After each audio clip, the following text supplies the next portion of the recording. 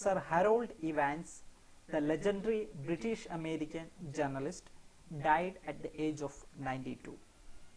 Harold Evans was the editor of the Sunday Times and the Times. He was a British-born journalist and writer who was the editor of the Sunday Times from 1967 to 1981.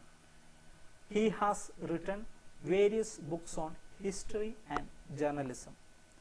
Evans served as editor at large of the Week magazine, and since 2005 he has been a contributor to the Guardian and BBC Radio 4.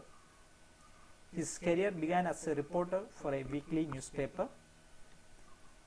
After completing his national service in Royal Air Force, he entered Durham University, where he graduated in honors in politics and economics and subsequently earned a Master of Arts degree for a thesis on foreign policy.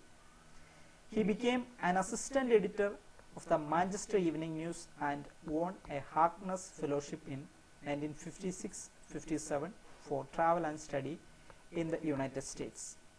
He began to gain a reputation on his return from the US when he was appointed editor of the regional daily The Northern Echo, where one of his campaigns resulted in a national program for the detection of cervical cancer. During his 14-year tenure as editor of the Sunday Times, Evans was responsible for its crusading style of investigative reporting, which brought to public attention many stories and scandals which were officially denied or ignored. One such report was about the plight of hundreds of British thalidomide children who had never had any compensation for severe birth defects some had suffered.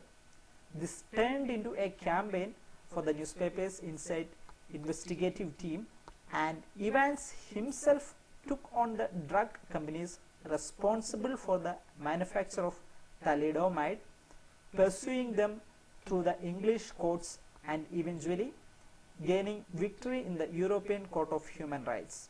As a result, the victims' families won compensation after more than a decade. Moreover, the British government was compelled to change the law inhibiting the reporting of civil cases. Other influential investigative reports included the exposure of Kim Philby as a Soviet spy and the publication of the diaries of former Labour Minister Richard Crossman, thereby risking prosecution under the Official Secrets Act. Thank you.